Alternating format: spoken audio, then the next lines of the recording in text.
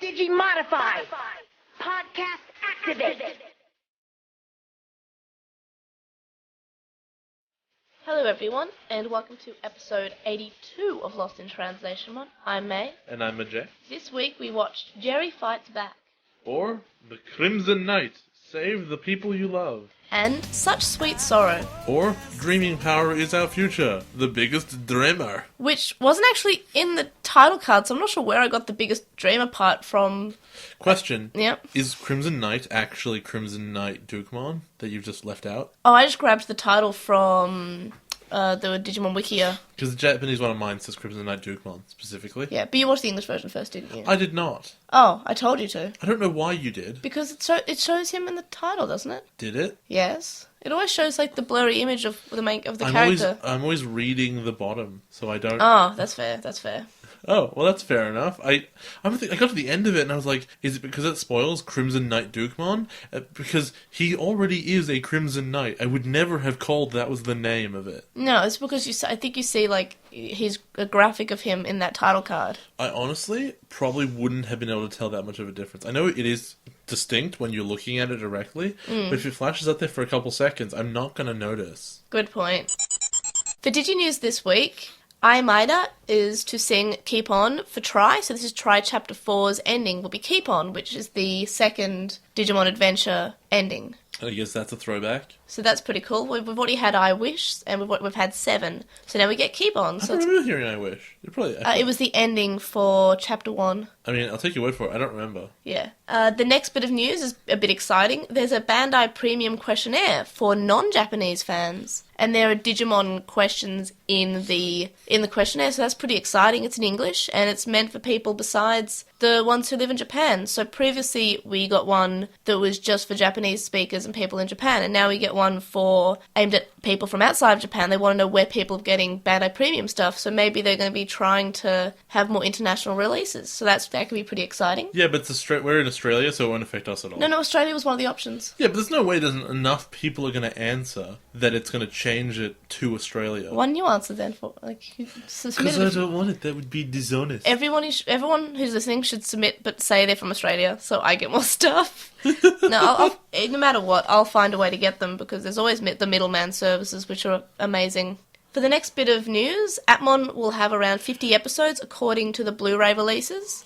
So that's a hell of a lot of episodes. It's something we've discussed often, whether or not it'll be like a 20-episode season or, a longer season. So now we know the answer because of the Blu-ray releases. So that's... I don't think it should be that long. All the other Digimon seasons have been, besides season... Try? No, but that's a movie one. Besides Cross Wars Part 3. Try's only at 30. I guess if you cut it all down, yeah. Which is how many episodes I think Atmon should have. I think it should have 30. I don't think it should go to 50. Because that tells me, welcome to 20 episodes of filler released. We've already had 4 or something. For LostinTranslationmon, so hey, it's Christmas Eve when this episode is released in Australia. That's why it's not snowing at all. It's hot and it's above 30 and I want to cry, and I got sunburnt today and I had to cover myself in aloe vera. But that's something that no one really wants to know, and it's painful. So keep your eyes peeled, just like my skin, for some kind of special? I actually have no idea what she's talking about. I told you about it many times, and I've mentioned it in the Slack chat, and I've mentioned it on the Patreon newsfeed. I have no idea what she's talking about. So, I mean, at the end of the day, I will also have to peel my eyes. Yeah. And, maybe we have, we have a few weeks off because of Christmas break. Well, I have 2 weeks off, you have 1 week off. Yeah. So maybe we'll try to get some stuff done. Ooh. Episode 84, which is our Tamers discussion episode, is coming out on the 7th of January. So make sure you have your discussion questions in by the 5th of January, as this will be recording on the 6th of January. So we want to have all our questions written down and organised, because we don't want anyone to miss out on having their opinion. I'll link them in the link dump, and they're mainly, they're found on all our social media, but I'll be linking the With the Will versions because they're a bit more compiled, and you can also answer them with the Will in the With the Will thread, maybe incite some discussion. I don't know. That'd be pretty cool. And also, I'm planning on having Postmon Pat to be one of the first segments in episode 84, because so we can just sort of flow into the massive discussion. Quick question about episode 83. Yes, that's the movie. Yes, I know that. Yeah. Is it in 2 languages? Yes. Damn. But it's a movie, so it might be actually shorter than watching 2 episodes. It could be if they cut a lot of crap down. The Battle of Adventures movie was 20 minutes. It wasn't 20 minutes. Yes, it was. No, it wasn't. Yes, it was. That's not true. Yes, it was. It was 20 minutes. That was not an episode. That was 40. No, it was not 40. It was like 20 to 30 minutes. I demand you look this up right now, because I do not believe you. It definitely was. Why on your phone? Because I don't want the... I honestly, straight up, do not believe that it was 20 minutes. That's It was. ballistic. I remember thinking that was very, very short. But that's because nothing happened, Jay. It wasn't. Okay, apparently it's 50 minutes. What the hell? Yeah, get destroyed. I said it was 40 because I was underestimating Okay, I it. swear it was like 20 minutes. No. Alright. That was definitely Well, it's long. okay that I'm wrong. It's okay. Too much stuff happens in that movie for Not 20 enough minutes. stuff happens in that movie, apparently. No, not much happens, but there's more events than would fit into 20 minutes. Also, please look forward to my alliteration that I use in episode 84. What? In my segments, I've alliterated them all, and I'll Are probably... you just patting yourself on the back in the news? Yes, I am. I'm patting myself on the back super hard. Wait, pat yourself on the back on episode 84. It'll be more appropriate. I'll pat myself on the back every segment change. Oh, God. And for the last bit of Lost in NewsLatelymon, there will be obviously no Obnoxious Synopsis until we start Frontier. From this episode, obviously, we have Obnoxious Synopsis for this episode, which we'll get to in a second, but not for episode 83 and 84, because we don't predict movies. Spoiler, I always predict they're going to be bad. And episode 84, we're not watching anything in episode 84, that's just our discussion, so Jay doesn't have to watch Digimon that week. It's the best. It's like the best thing ever. And then we start Frontier, so that's exciting. And now, on to Obnoxious Synopsis. The first episode that we're watching this week is called Jerry Fights Back, or Crimson Knight, Save the People You Love. I just had to say it like that, it just sounded really dramatic. I mean, if it did in your head, then that's cool. What do you think will happen in this episode? Well, Crimson Knight, Save the People You Love, it's very much... Cicadas' whole thing is that he wants the power to, I guess, save the people he loves. He's only said it 18,000 times. Maybe. And as a story arc goes, that's all he really has. Is it turns out that he likes people and he doesn't want them to die. So, Which a is unique weird. main character Yeah, it's he a bit is. And Jerry Fights Back is obviously a flow on from the last episode where she kind of woke up and she doesn't want to be in the bubble anymore. And what she's going to do is she's going to realize how much control she actually has over the Dreeper, because she could control the tentacles last time. I bet she didn't even notice she did that. I bet the viewers didn't even notice he did that, because it was like not spoken about at all. No, it was very... And then the bad guy wasn't really harmed either.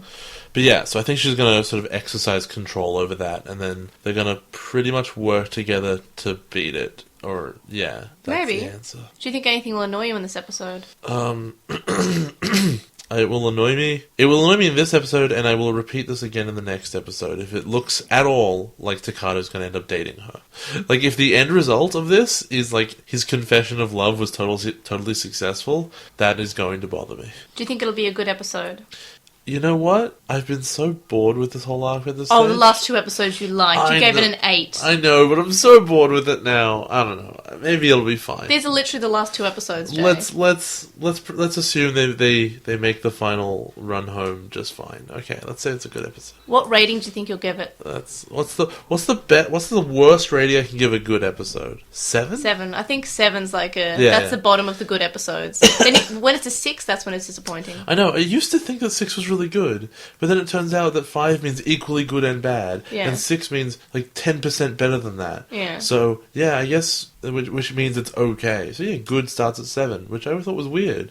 I always gave 6 out of 10 a lot more credit than they would do. So yeah, let's give it a 7 and see how we go. I'm not even going to ask if you think it's filler or not, because that's a waste of a I'm question. not sure if the last 2 episodes of this could be filler. Yeah, I'm going to like just remove that question for these 2 episodes, because there's no possibility that this is filler. What is this, Avatar? Yeah, I'm sorry, but it's not Avatar. Even then, the last episode, quote unquote, was 4 episodes, so it wasn't really Yeah. the last episode was filler. The second episode we're watching this week is called Such Sweet Sorrow, or Dreaming Power is the Future, the Biggest Dreamer. What do you think will happen in this episode?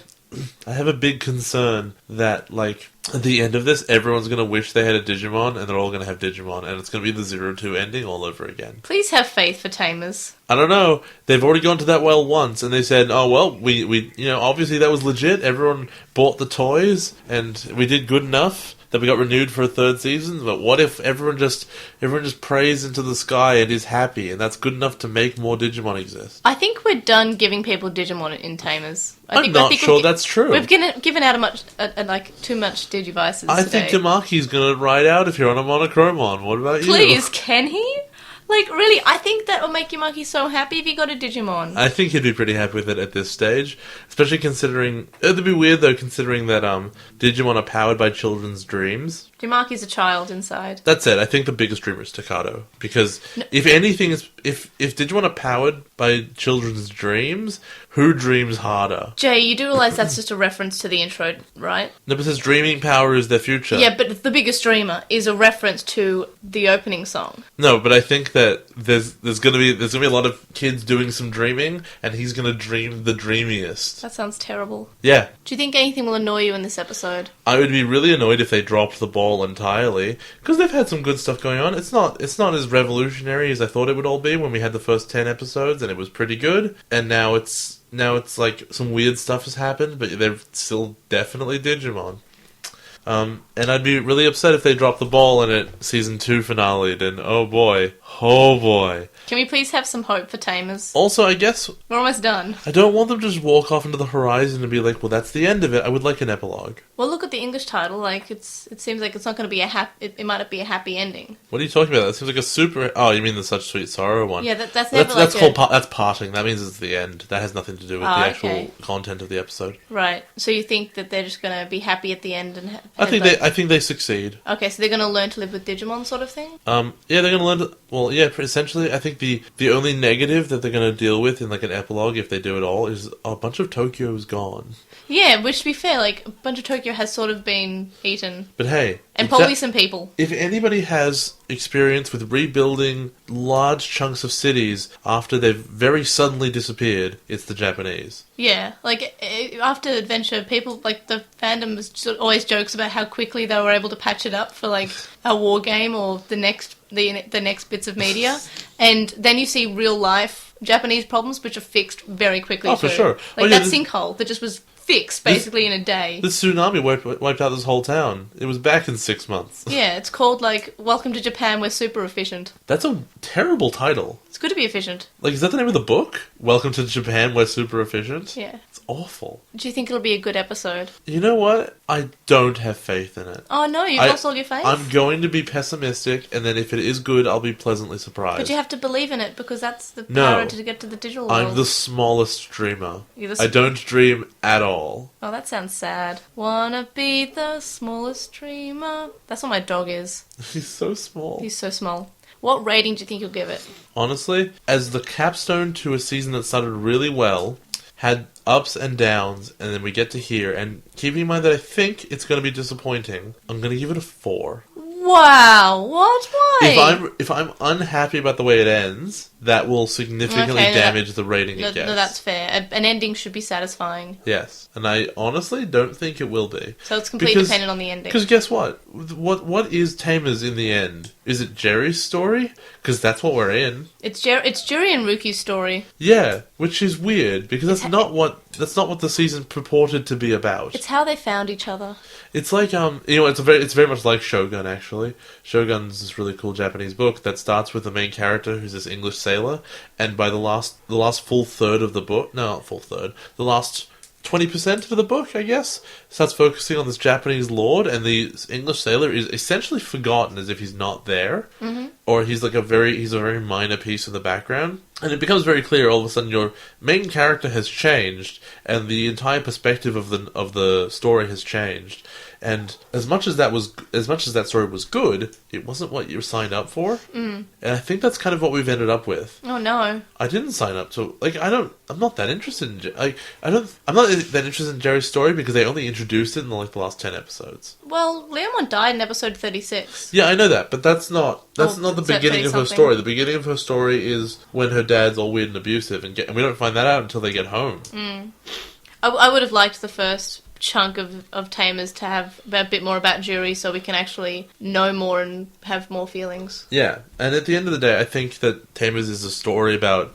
Well, it originally purported to be a story about Cicada trying to deal with a lizard who was a baby. And at the end of the day, they became friends in 15 episodes and we never had to talk about it ever again. Rather than proposing new challenges for that story, instead it was like, look, your friend got kidnapped. Look, your other friend's friend died. Now they're kidnapped. Go save them. Tamers is a lot of let's go rescue this person. Yeah, I never realised that. No, that's definitely the plot. It says, hey, someone's getting kidnapped. Somebody is sad. Somebody died. Yeah. Someone got kidnapped again. Different person this time. I do appreciate that they raised the stakes a bit in this season, where like people got killed and stuff. But I totally get why people said this was so much better than Adventure in 02 because it's just really different. But is better, I also though. get why people have. I haven't seen any of the other Digimon seasons from back in the day before the revival. Yeah. But I can also understand why people said this was overrated. No one says that except for me. Really, it's just you? I've not seen many people say it's overrated. I've always said that I like Tamers. I think it's one of the best seasons. It's definitely better than season 1 and 2, which I also love. But I feel like people go ballistic over how good Tamers is, and I don't feel like it deserves that praise when there are... Like, Savers is never talked about ever, and I think that was... Digimon tried to be a bit more mature and aim at, like, older teenagers instead of young children. We'll see how that goes. And I feel like a lot of people who were originally watching Digimon were, quote-unquote, too cool for Digimon at that point, because it came out when I was 13. So at that point, I was far too cool for Digimon because I was a teenager. Even though it was aimed at you. Yeah, but I was still like, it still had the Digimon name, and I said that's something I liked when I was 5, so I'm not gonna watch this. And I feel like maybe a lot of other people had that approach. That's why you stopped programming HTML. Yeah, definitely. Because you were too cool for it. Yeah, I was too cool for it. It's things I did when I was 5 are not cool when I'm older, definitely. So, yeah. And I feel like a lot of people also had that view on Savers because they were at the age where it was too cool. They were too cool for it. But then when I did watch it when I was in my first year of university, because I was just like, I have never seen it, I may as well give it a shot. And it was surprising about how much I enjoyed it. Like, I could be completely wrong. It could be terrible. Well, we'll find out, won't we? When I tell you all of the things you like are terrible again. And all over again. Frontier, it was also a dropping point because people said it was different. And I liked Frontier, but that's the voice of someone who likes something. no, it has I problems. liked it. It has a lot of problems, and we'll get to that when we cover Frontier. But Frontier has a lot of problems that I feel like are very glaring. Well, I'm looking forward to that. But as it stands, we're going to go on to the show where we confirm or deny how disappointing Tamers may or may not have been. I hope not. I hope we just talk about Do you remember what the ending is? Yes. Okay, because I don't. I mean, I wouldn't. Well, you've never seen it. Exactly. So I don't know what we're getting into, and you're sandbagging me here. So yeah. Off we go. Well, I can't say anything. Well, onto the show, and hopefully we don't hate these episodes. I guess. See you in less than 3 seconds.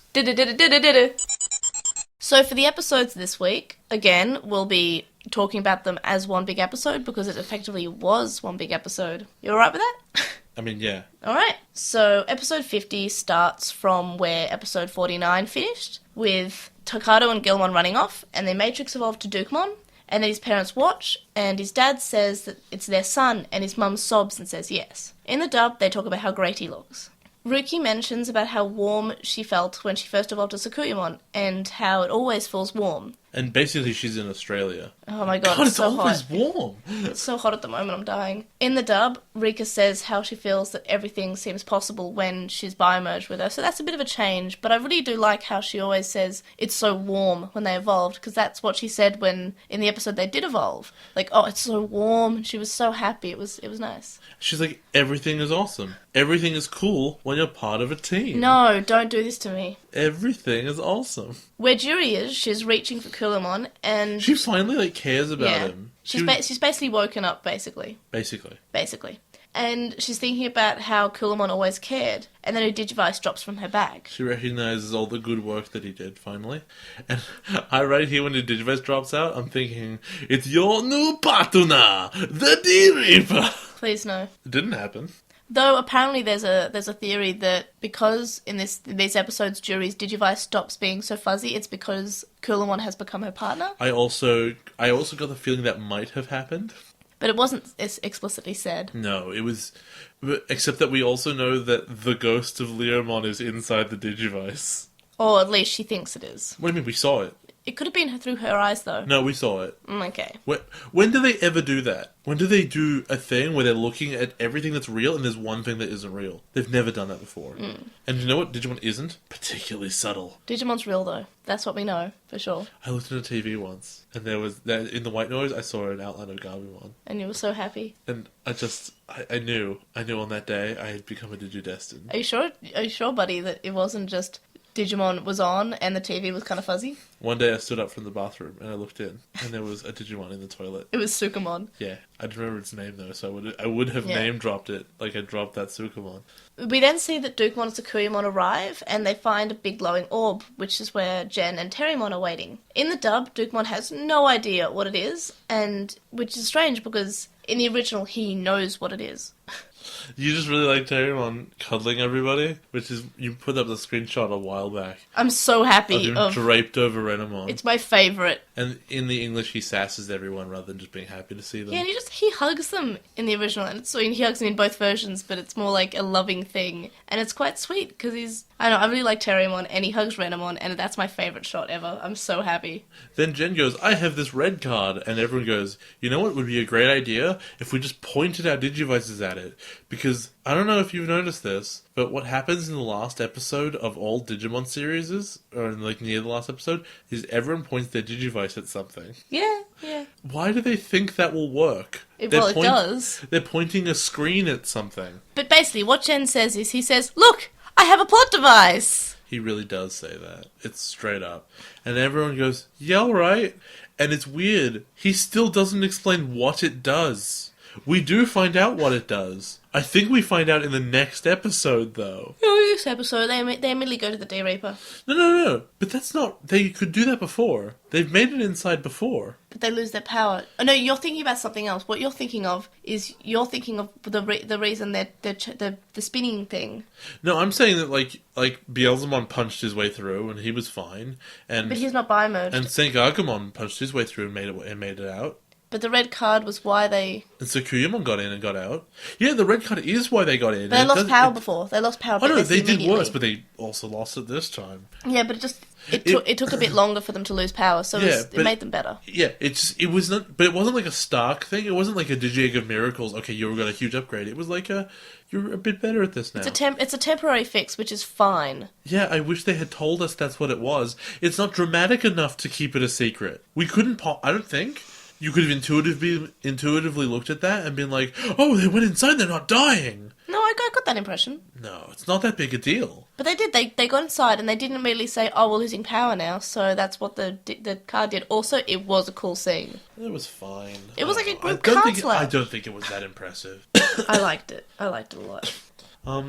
So we cut to... Oh no, but there was a lot of fighting, and I just ignored it. Well, we cut to the Wild Bunch, and they're hoping their plan works. And Junyu says how he's Operation prepared... Doodlebug. Yes, that's Side the plan. note, do you know why it's weird they call it Operation Doodlebug? Why? Why would they have a secret code name for their operation? They just wanted to call it something. The reason you have a secret code name is so that if someone saw like the name of your file, they wouldn't be able to figure out what you're doing. The D-Reaper is not sentient in the sense that it would... Sorry, it doesn't operate in the way that like it's listening to them and trying to decode what they have to say. It doesn't care. It just wants to destroy them. They don't need to keep it a secret. They could... It's Operation Let's Make a Black Hole and Kill the Thing. Yeah. Like... It sounds cool, though. The Black Hole Plan sounds way cooler than Operation Doodlebug. For the show that pulled out the word entelechia, which is still amazing. Enchilada. I'd never heard of it. The fact that at the end they're like, yeah, Doodlebug. That's so strange. I still think it's cool.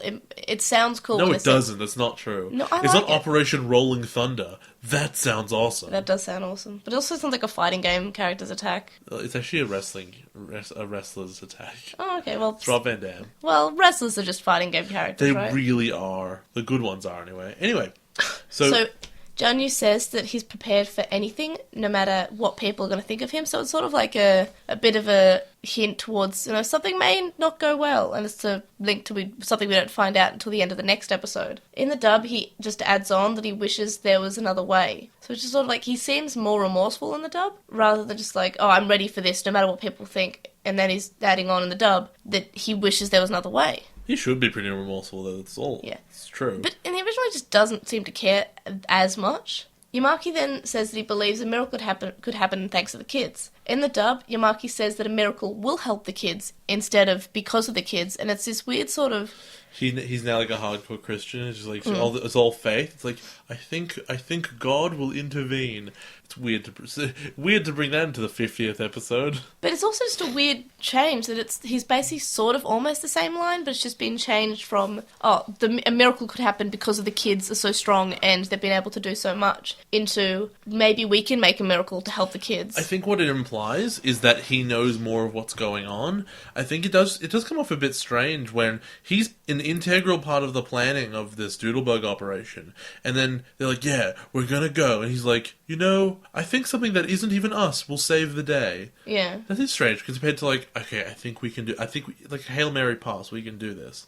Then my next note is just fight happen. Yes. No, look, there's not much to discuss about either of these two episodes, because a lot of it's just like punching and fighting with not that much, and there weren't that many changes, especially in the second episode. Oh, there were very, very few. But we still got notes, and it's still like enjoyable enough for me to talk about what actually happened. So, just to step you through things, so the Tamers are destroying the small bird D-Reaper things again, and I really like how both Night Digimon are riding Granny. I think that's a cute little touch, because both Justimon and Dukemon are very similar in the way they're like, we are just, we fight for the good side, we are knights, we are paladins, we are brave and loyal and strong and true. There's a really funny line, which is later in the episode, which is, I, Dukemon, will never lose. And then he loses. But he immediately loses. No, I love Dukemon. I love how he keeps telling people what his name is. Because, he's being gallant, and that's why in the dub he's called Gallantmon, because he's brave. And I, Dukemon. No, I love it. Then Granny gets stuck in the ground, I guess. That makes a lot of sense. It doesn't. So if you sort of squint, it makes sense. Then Sakuyamon uses an attack, and Juri and Kellamon seem to be freed. Kellamon looks hurt, and Juri holds him and picks up her Digivice and asks if it's fate too. Then Sakuyamon is running, and I just made the note to say that I love that she jingles, and this is only the original. She would. She jingles when she runs, but they removed it in the English version. I've noticed that you've actually missed a couple things. Oh, what happened? They cut to the Wild Bunch, and Yamaki says that he's finished debugging, which is weird, because since when was he a programmer? That should be something the Wild Bunch would say. I think the dub might have forgotten. That's not the dub. That's not this a dub. This is in the Japanese. Oh. And I noticed because it's really weird, and he's a government guy. He's just an administrator. He doesn't know how to code. Basically, he's the only adult who's sort of in the Hypnos or Wild Bunch that isn't a programmer. Yeah, he doesn't have that. He doesn't have that profession. Because all the Wild Bunch are programmers. Reika and Megumi, they're programmers. Yeah, or at least they're techie in some way. They're in VR, so that's pretty advanced. Yeah. So yeah, I thought that was really weird. Anyway, my next note is fight continue happen. Which basically that's what happens. So Gardramon destroys an agent, and we find out no, he's not completely useless. How does he do that? Okay, this is the big mouthy agent that Dukemon was fighting and losing to. How does Gardramon beat it? He beats it with the plot. He just grabs the script and rolls it up and sort of goes bad. Bad. Can't even argue. Hits it on the nose. Bad.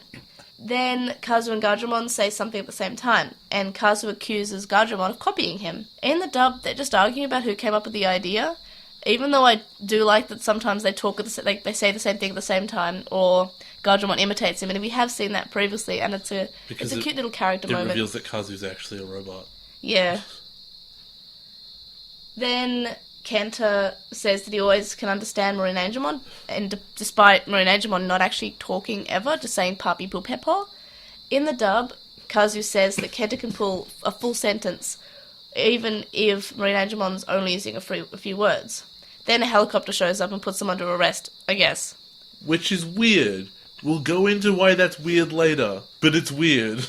I think it's because maybe their parents were looking for them, because they did kind of sort of run away. Let me tell you, if a child runs away, a helicopter is not going to suddenly appear over one of the houses and say, "You're under arrest." They'll say, Your parents are looking for you. I thought they did. No, mention they it, but- just said you're under arrest. Back to the real Tamers, not the fake Tamers. Ruki mentions how this isn't a game because it's real.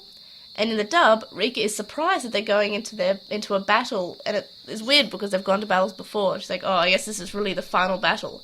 And then I'm pretty sure they edit in a clip of Henry saying it's not like the game that they used to play. Then Ruki says that she's the Digimon Queen.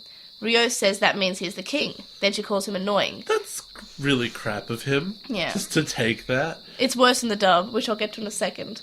In the dub, Rika says that she used to be so absorbed in being the Digimon Queen, which is a strange change, because in the original it's almost like she's being proud that she was the Digimon Queen. She's like, I can handle this because I'm the Digimon Queen. But in the dub it's, wow, I was so obsessed with being the Digimon Queen, and blah, blah, blah, blah. She seemed really upset that she was once called that, and she seemed almost like she's shunning it. I'm kind of okay with that, because the thing about being the queen and having that title was it put her above everyone else, and that she's since learned she doesn't need to be No, but that. she's above everyone else still. I like her. She's still my favourite. Because she did so much for the ending. Shut up. We'll get to that. We'll get to that She when we did get to so it. much. I'll be salty then. Yay! Sukuyamon says that at the time, Rika believed that she was the Digimon Queen. Ryo then says that she needs to remember she's only second to the Digimon King, and I'm Oh my so God. annoyed by this line. This is especially weird after she just talked about how, like, being the queen was not actually a good thing. Yeah. Yeah, it's like, you know what? I really regret going, I really regret climbing Mount Everest. And then someone goes, but I climbed it first. That Yeah. doesn't mean anything. It's Ryo saying, you know what, you're pretty bad, but I'm worse. Which is true, Ryo is worse. Oh man, he gets real bad in the next episode. Takado then mentions that none of them have really changed at all, which is kind of wrong, because Takada wouldn't know. He Takado, didn't change at all. Jen hasn't changed. Ruki has she's opened up, so that's called changing. But also Takada wouldn't know, because in Takado's mind, she was always his best friend. Yeah, it's like, everyone's my best friend. I love everyone. Sometimes Rika makes me eat coins she finds on the ground. She's my best friend. She force feeds me Mountain Dew.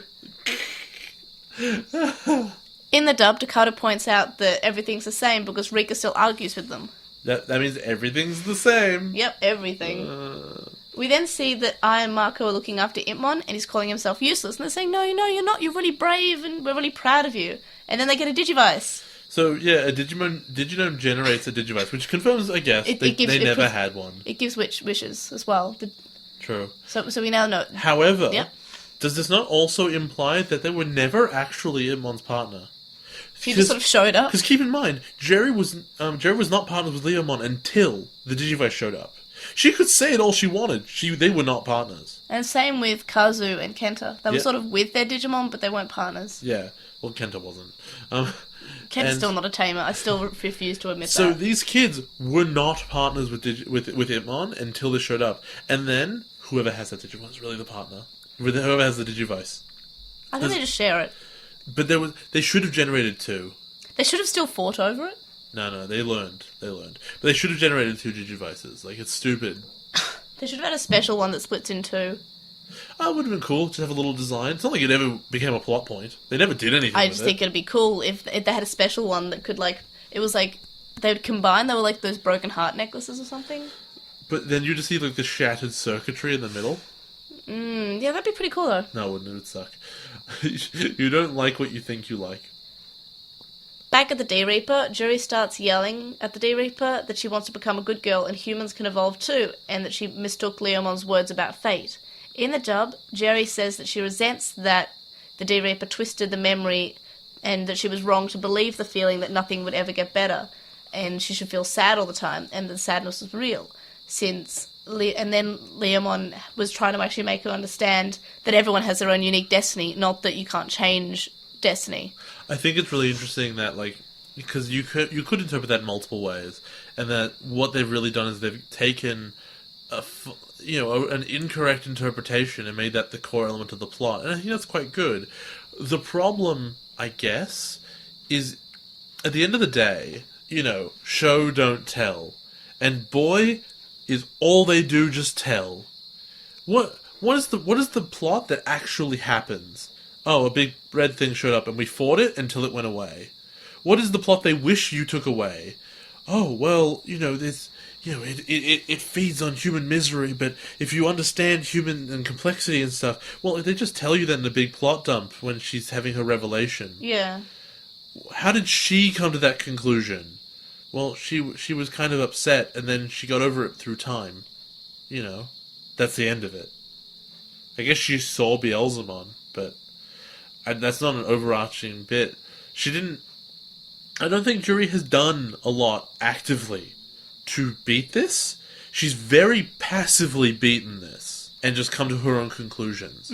And yeah, there is a lot of basically wall of text in this part. The D-Reaper then grabs her arms and body and then puts her in a crucifixion position, which of course in the dub is edited for her just to have her arms by her side. Oh no. Which they didn't do with Beelzemon when he was put in the same position earlier. The D-Reaper then says the Digimon load other Digimon just to supply their evolution. In the dub, the D-Reaper says the Digimon fight to satisfy humans' needs for destruction. I got the sense of what they were saying was that, because I believe they both said, humans destroy each other, that's their nature. Yeah. And what I got the sense was, in the Japanese, humans do this, and as a result, Digimon do this. Like, it's sort of, they picked it up, we learned it from you, sort of thing. Yeah. Whereas in the English, they very much directly said, and humans imparted this on Digimon, like, that you taught them to be this way. This is your fault. Yeah. And that's sort of, that's probably the biggest change I picked out of this episode, because it's fairly significant, where in one sense, it was like, it's not really...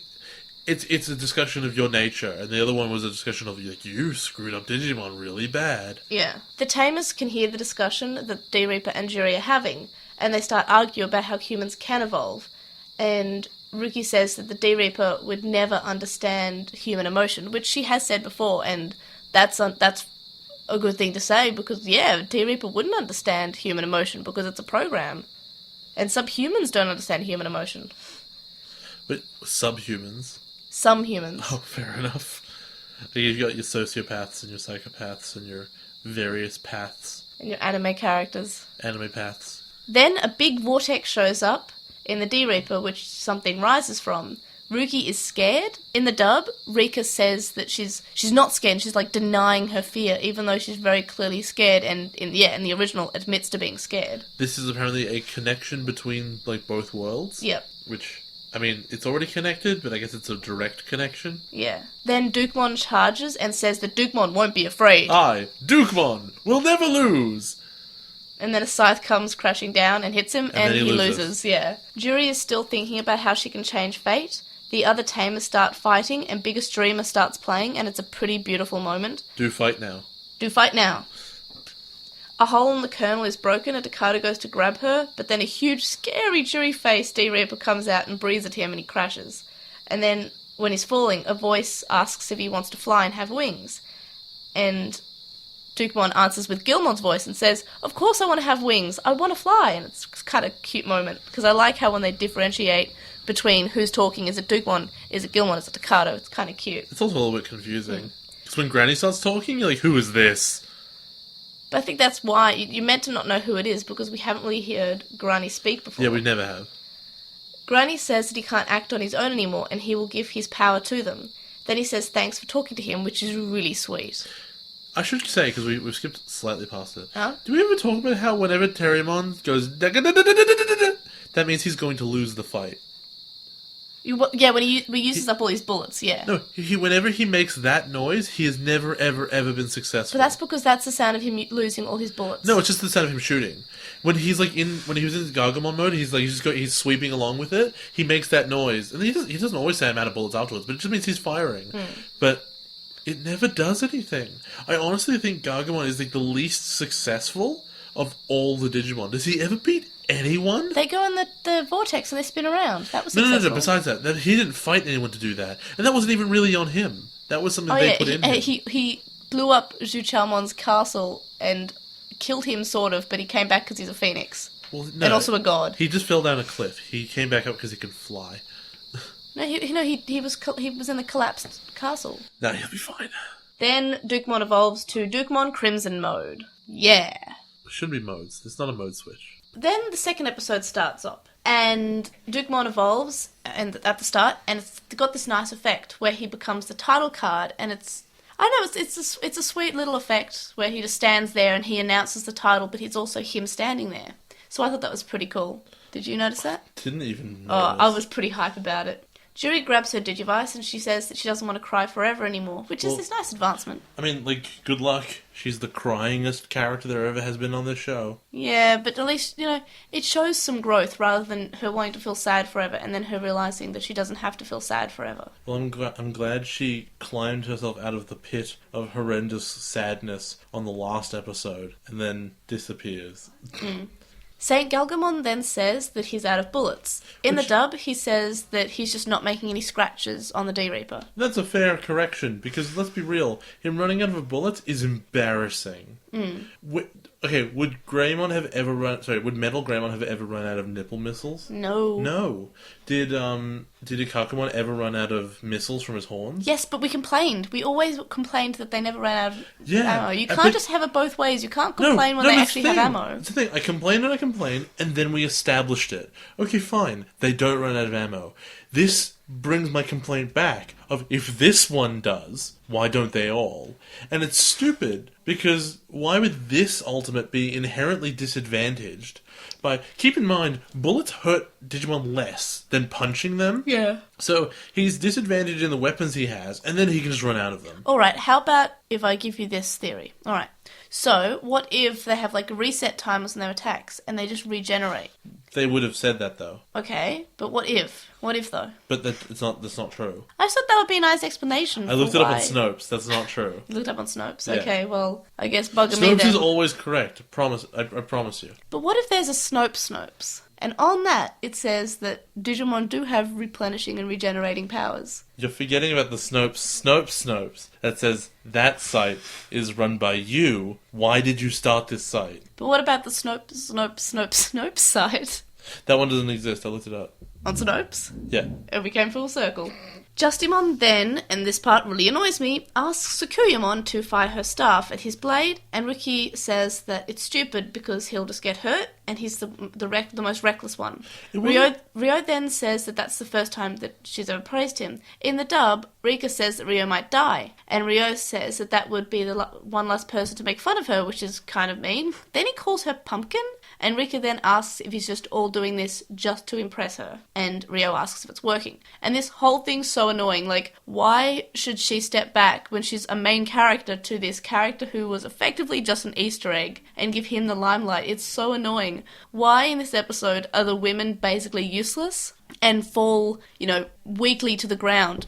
Both of the women who we've seen to be pretty strong, Juri's rising up, but then, during this episode, she collapses again. Then Ruki is being really strong and really cool, and then, of course, she uses all her power to give it to Ryo, and then she collapses into, not even the ground, she just hovers and collapses, and it's just really annoying that why can't she fight? She's strong enough. Why does Ryo need to do this? It doesn't really do that much. He just sort of is dumb, and I guess he's the main character, but he's not. He's the Easter egg. He's the, hey guys, do you remember that game you played? Hey guys, do you remember 02? And this is this reference, so why are they giving this great moment, which should be Ruki's? They pretty much just brush Ruki under the mat in this episode, and it's really annoying because Jen has the big moment when he's in the vortex, he's spinning around. Takado gets to evolve Dukemon further to Dukemon Crimson mode, which is fine. What does Ruki do in this? The three main characters, they do something except for Ruki, who just gives all her power to the Easter egg. And takes her clothes off. Yeah, and loses her clothes in the process. She becomes Zero Suit Sakuyamon. But she doesn't even de-evolve, which we know to be what happens when Digimon lose their power, even in their biomerged forms. She just lays there and is useless. And that's her for the whole episode. That's all she does. And I don't know why they chose to do this. I feel like make the three main characters useful and then make the side characters just side characters who sort of just help out a little bit. It just is so annoying. And also then in the dub, Sukuyamon has a poem about her heart and power, and instead of just singing. There's definitely a place to say, why couldn't Ryo have given his power to her? Yeah. Because she has a staff object she could have collected it in. Yeah. But at the end of the day, I guess the answer is he had a sword. Which we've not actually seen him ever use. We've seen him use Justice Kick and Axel Arm. Yes, but it's such a good sword, he's never had to use it until something no one would ever do became the thing to win the fight. Also, what part of the sword's design allows it to absorb the power from another Digimon? Is that something they could have always done and sacrificed themselves in that way? Or is it the sword? I'm really confused, honestly. See, Ryo was cool until this, Was he? Was he ever? In the original, he was fine. And then this moment happened, and then I hated him both in the original and the dub. In the dub, he was always obnoxious. But at least in the original, he kind of was alright. But now he's just terrible. And I just hate what the writers did to Ruki when they've gone so far. Just, she's one of the main characters. She's the other character. She's like the rival. She's the second banana. She's the second main character. Until, she drops down to, the fourth main character in this part. Alternatively, if you think about her character arc and how she's talking about how she used to be the Digimon Queen, but now she's part of a group, and the ability to make self-sacrifice is something that she would not physically have been able to do up until this point. Yeah. So maybe, but I mean, she's already kind of displayed it when she ran into the volcano-y thing. But that was her doing that. That was her self-sacrifice. We don't need to have a second self-sacrifice. And yes, if you try hard enough, you can believe that this is her sacrificing because she wasn't like that before and she's nice now. Look, change. But we already got that. We already got her development character arc. Just let her fight, please. It's great. So Drew's looking at her Digivice. So she's looking at the screen, and it's got the static on it for a moment, but she's overcome it with the force of will, I guess, or love, or believing that fate can be changed. Either way, the screen goes orange, and orange light sort of goes everywhere. Then sort of we cut to this Justimon thing that happens, and Jerry looks around, and she sort of melted the core. I think it is sort of implied that it might have been an attack from outside, but I'm pretty sure it was herself. It was the light that melts it. Which is she says to be Leomon's power, and she thanks Leomon because of it. And we know that his ghost is there looking over her. Well, looking from her from the Digivice. So, Jury's still blaming herself to an extent, even though she should be over all of her sadness. And the D-Reaper, sort of the main agent that sort of posed as her, shows up again. And while Jerry's wondering where Takado is, the D-Reaper agent goes and fights Dukemon. She knows that Dukemon is Takado because she was in the digital world. Yeah. So they fight, and the agent philosophizes at him, and it says that, humans and Digimon were never meant to exist, and Takado says that it's important that everything should live because they have life, which is very tautological, but why not? In the English, he says that he lives to protect the ones he cares about, which it makes more sense, and the D-Reaper wouldn't understand. Furthermore, Gallantmon adds that the D-Reaper doesn't deserve to exist, which is weird, because Digimon are also digital life forms, and they deserve to exist. But you're missing out on something, and it's when the D-Reaper shows up. It shows up first in Jury's eye because she's starting to feel despair, and she's just completely blaming herself, and that's when it shows up in her eye. And it's that's nice thematic. feature. It's just a reflection. Yeah, but I feel like it's giving her strength, like the D-Reaper Jury agent. And in the dub, when it shows up, Jerry's just wondering where Takado is instead of saying it's all my fault. So it's just this bit got a bit lost in translation, Mon. That's the show. Because it just felt strange to me that it went from, it's all my fault, D-Reaper shows up in eye because she's feeling despair, and that's what powers the D-Reaper, and we know that, to, where's Takado gone? D-Reaper shows up in eye. Makes no sense. There's some context I don't think we've given necessarily. We talked about the hole that the thing opened up, which is the connection between the two worlds. We didn't actually talk about the tentacle monster that showed up out of the hole, which is what Justimon was fighting with the big sword. Yeah, but I don't think we really cared. No, but what's important about that the oddly phallic D-Reaper. Oh, yeah. So he slashes it with the big sword, and it gets cut in half, and they clearly win. And then we cut back now, and the four holy beasts have showed up, and they're dragging it down. But it had just died, so it didn't die? Oh no, but that turns out just after the bit with Jury and the D-Reaper there. Which is why I'm talking about it. Yeah. So it didn't die, apparently. Which means that also Ruki's sacrifice was all kind of pointless. Who cares, right? I mean, apparently. So we go back to the Wild Bunch, who are activating Operation Doodlebug, which involves a vortex. Now, they've opened up something in the middle of their office. I don't know if this is meant to be like a hologram, because why would it be? I feel like it's meant to be the hologram, because I'm pretty sure later on we see Saint Galgamon inside it. It has to be, but it covers the entire room, and there's no projector or anything. It's really silly. Anyway, and Lotmon runs away for whatever reason. And And we don't really see him again, I think. Yeah, spoiler. Never shows up again. By Lopmon, except for the end. No, but he's not relevant to the fight at all. Like, I don't feel like he shows up at all. No, doesn't. Maybe I feel Has no impact on the fight. he was like, I'm gonna go help, and then nothing They don't happens. evolve, and they can't. I mean, to be fair, Gardramon can kill an agent. Yeah, but Lopmon, not Antilamon can kill agents, but Lopmon by his own self, nah. No, clearly not. Then Genra says that, and because he's able to communicate through the vortex somehow, he says that he loaded Terriermon with the Shy Guy.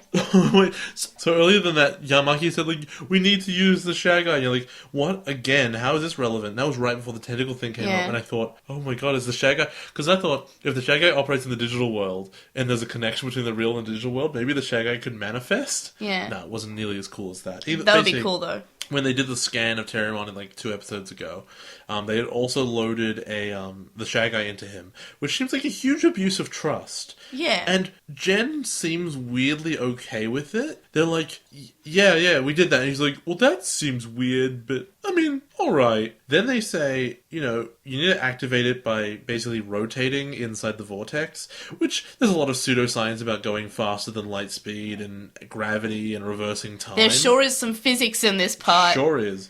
However, they say specifically that it will not harm any of the kids or any of the Digimon. Yeah, it's been modified. They say it's been modified. So here's an interesting question. It's been Digimodified. They lied to him about the Shy Guy being installed in the first place. They have no reason to do that unless it's harmful. And if they're going to lie about that one thing, why would they not lie about it not harming them?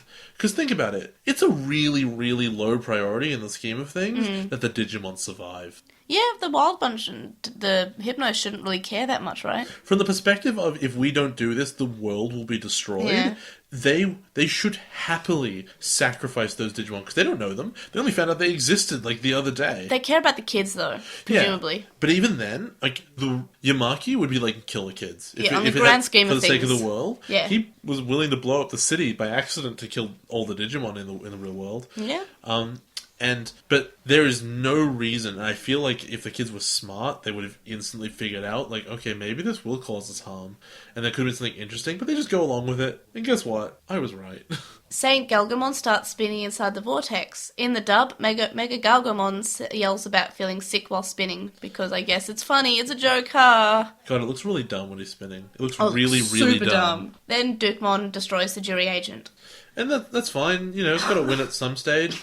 They describe at this point that Sengagamon is becoming some kind of time machine. Because why not? Yeah, and apparently physics is happening, and they're going to reverse time, apparently, and they're just physics, I guess, and they're blinding them with science, I guess. So there's this... So, Kulamon appears to be protecting Jury in some manner when Dukemon shows up. Yeah. He seems to be concentrating. There's a green bubble around. Maybe this is his Digimon attack. Yeah. I don't remember what any of his fake attack names were anymore, but I remember they were all great. It was something like this blast or something cute. That was awesome. So-and-so attack. It was really cute. Also, can we talk about the noise the D-Reaper's making at the moment? It has this death noise. Ma. It's up there with the sheep. The sheep was so good. Meh. It was up there with there was meh.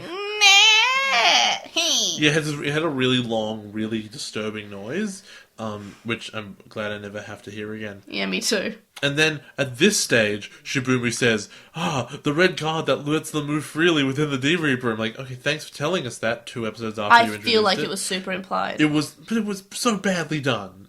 I super got it, though. It was badly enough done that I didn't figure it out. Oh, I figured it out. Maybe it's just because I'm smart. Maybe it's because you've seen the show before. No. And you remember it. I feel like it's just obvious. No, I think it's because you've seen the show before. I feel like you don't have the grounding. Obvious. Because suddenly they're able to go in the D-Reaper without saying, oh no, we're in the D-Reaper, and Tsukuyamon doesn't put up the bubble like she did last time.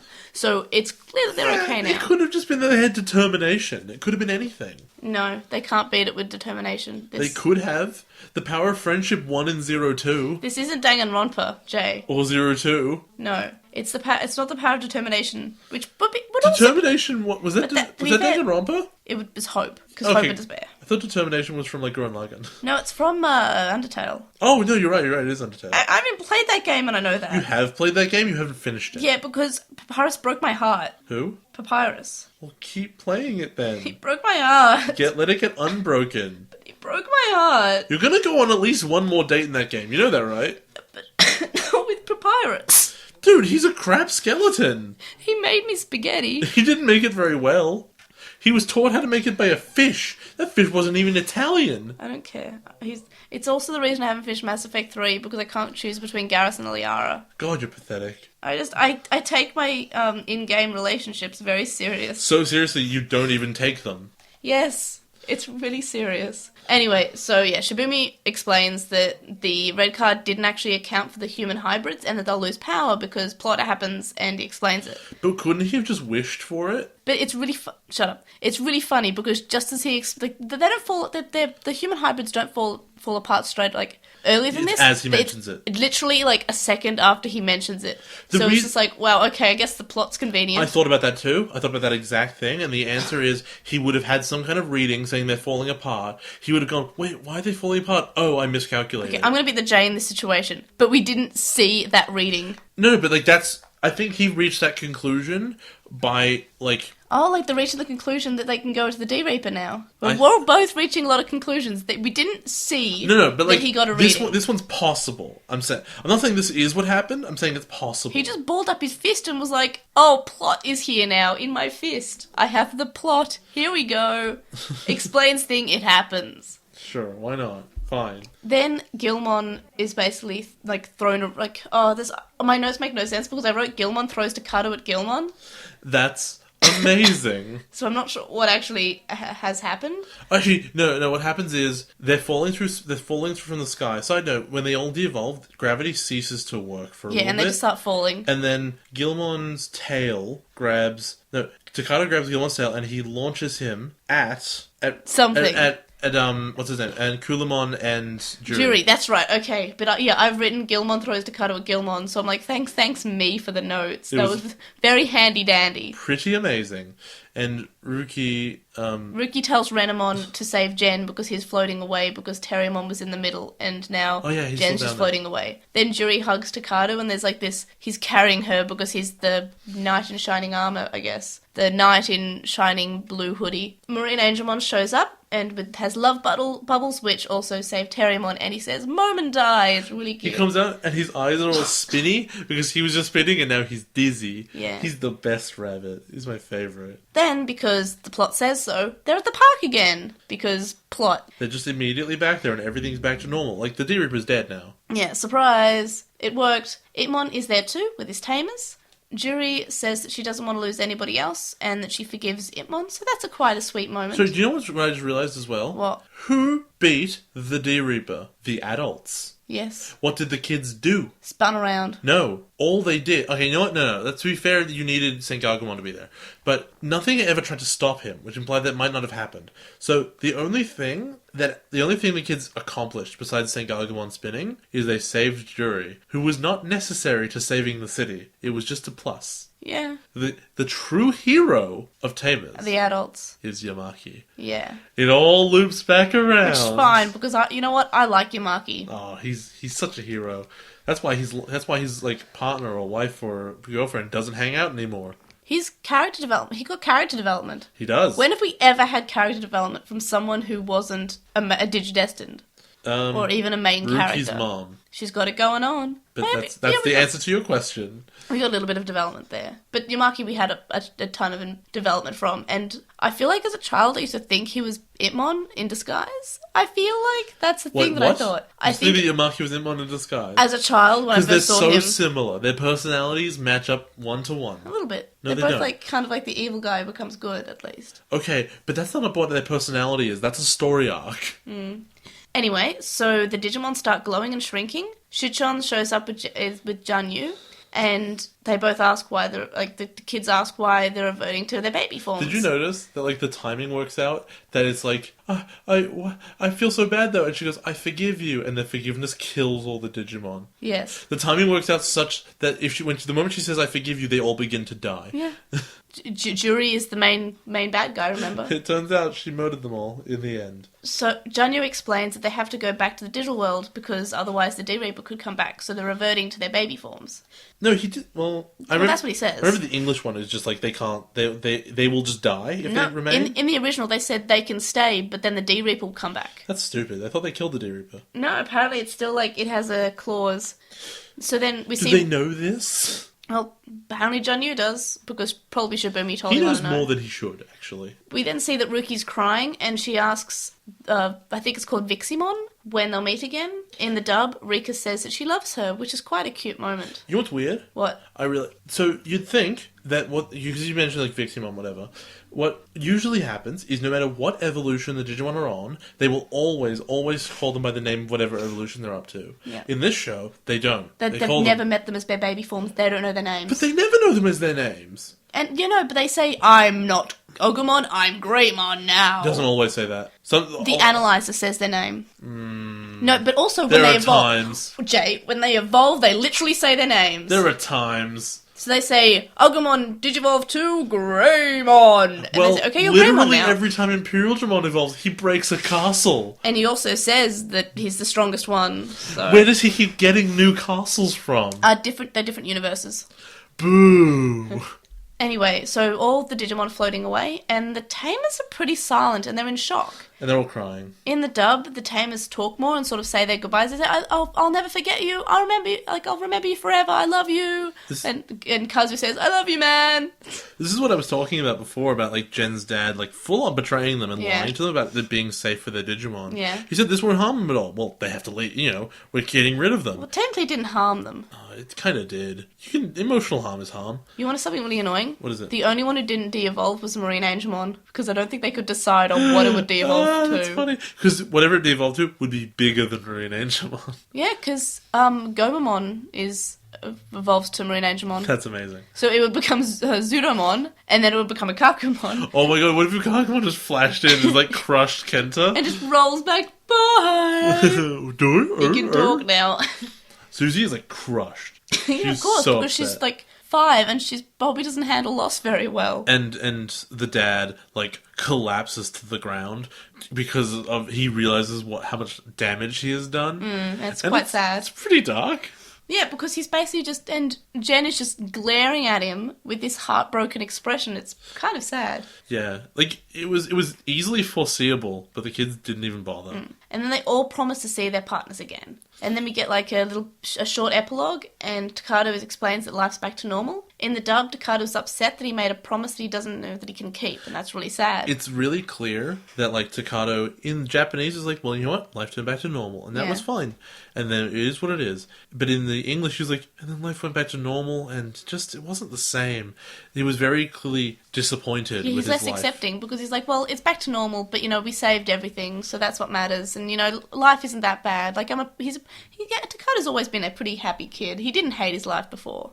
So at some point, Takado finds the place where he kept Guilmon, and there's like a portal inside. Yeah. And so in the Japanese, it was like a bonus. It was like, you know what, life turned, but you know what, it could be pretty alright. Yeah, but the thing is, the narration's done by this point. He's just sort of walking past, and then he sees the house, and he just looks in because it's a bit of a nostalgic thing. He looks in, and then he sees the portal, and he smiles, and then the last shot of the series is a Diginome flying off.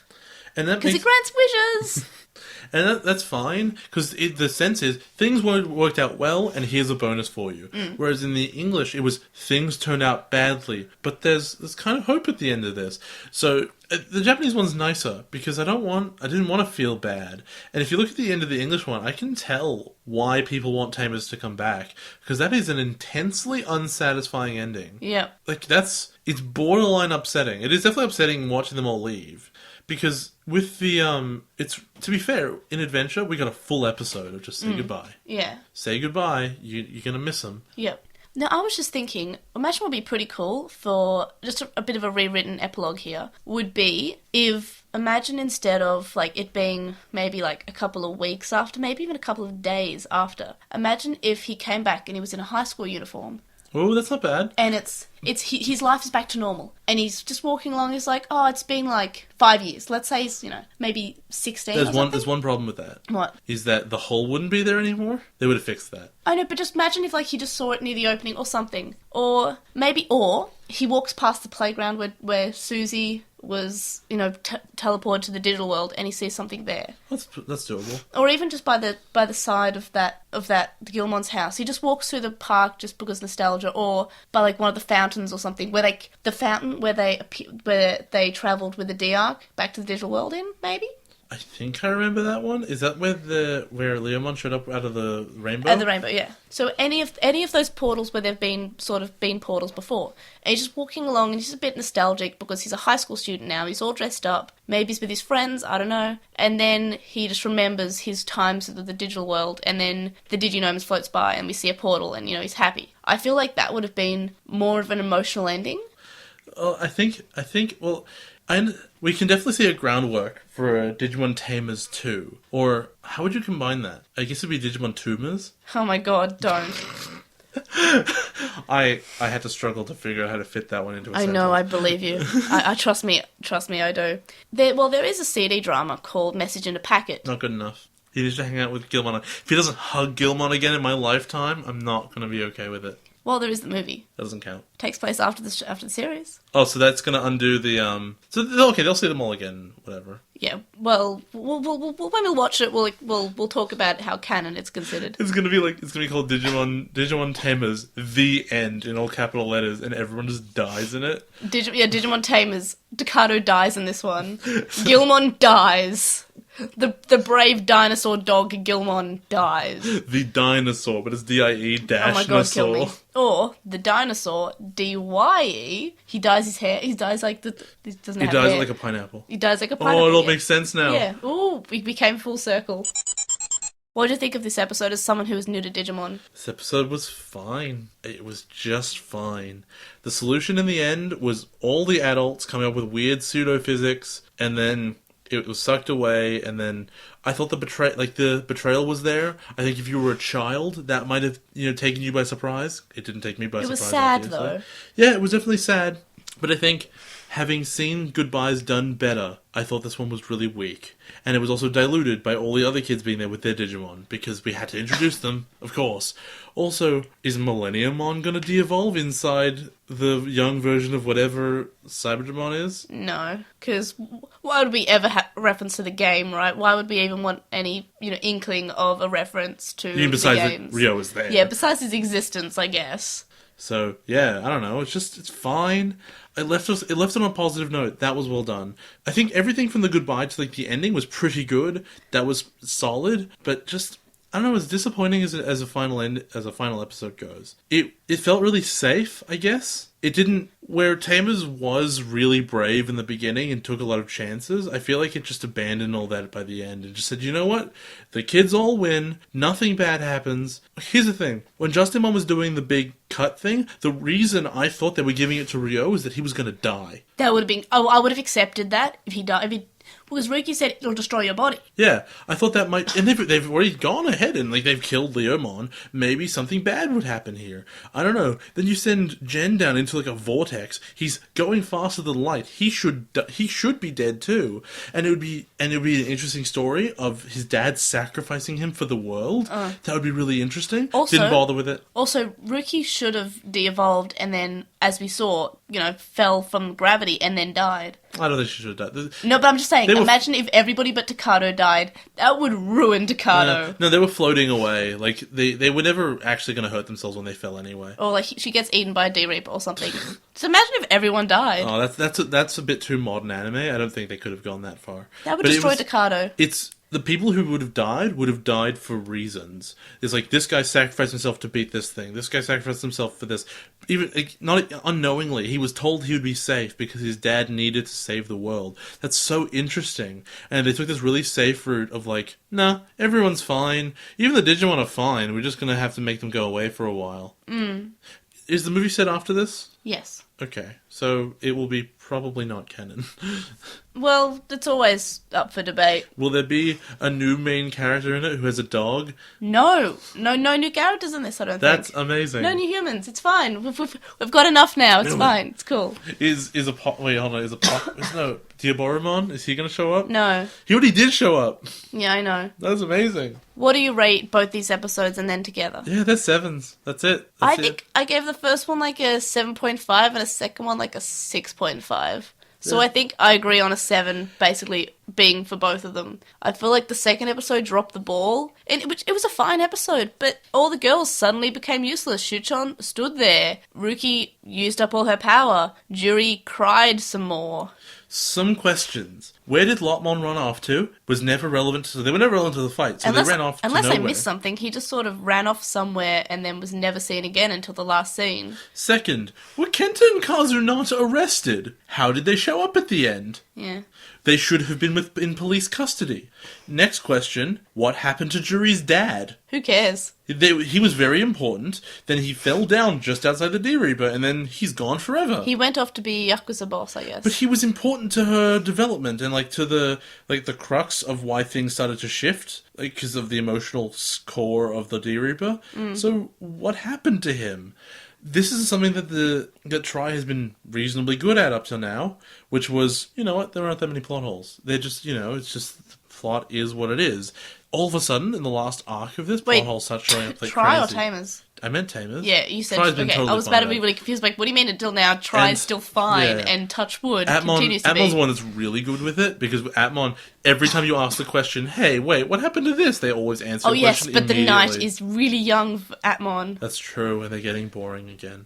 Apparently they get better, but oh my god. When the English subs continue to come out, we will address I'm so if it gets afraid better. it's gonna Tamers itself, where it just loses everything that's interesting, and just becomes, I hit you really hard, then I hit you really hard. Oh, we hit each other really hard.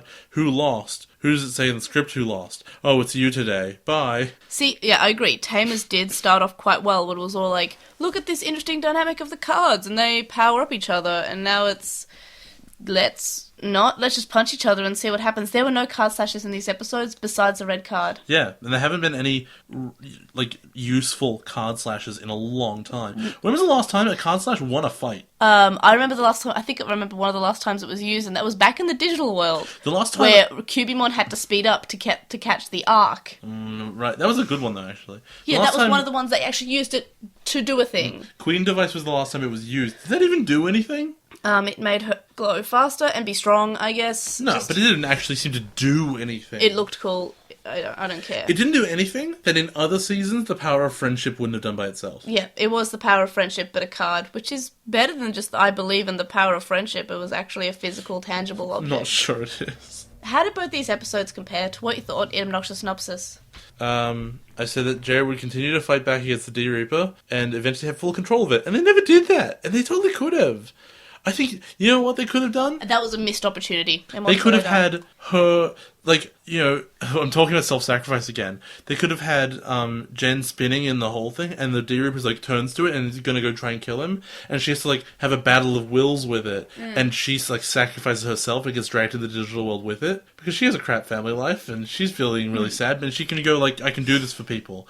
That would have been interesting. That would have given her something to do. What did she do? Oh, she got knocked out. Cries. She got knocked out, she cried. That just feels like another thing that they've forgotten to explain, where all of a sudden, 3 episodes ago, she had the power of basically using the D-Reaper tentacles to pull down one of the agents. Never came back. I'm surprised. Never came back. Why else would you show them if you're not going to ever show it again? I don't know. And that's the end of it. It was the one time. It wasn't even plot convenient, because it didn't do anything. It was, I honestly, at this point, I'm thinking it's an animation error. No, I thought it was foreshadowing they just forgot about. Yeah, no, that's also that. It doesn't look like an animation error because No, it it wasn't an purposeful. accident, but it's the same thing as an animation error. Yeah. It's like they've said, oh, this is really cool, let's do it, and then let's never do it again. I feel like it could have been, Jury Fights Back, I know that was the English title, but I just feel like that's what should have happened. And if you argue that the thing that was pretending to be her was the kind of the core intelligence, once it was destroyed, maybe she could have taken it over. That would have been awesome. And then she could have had a big drag out fight with the thing in the portal in the center, and then if it did recover from the sword blow, and they're like, oh, it's impossible, it's the Super Reaper from the digital world, she could have a fist fight with it, and that would have been sweet.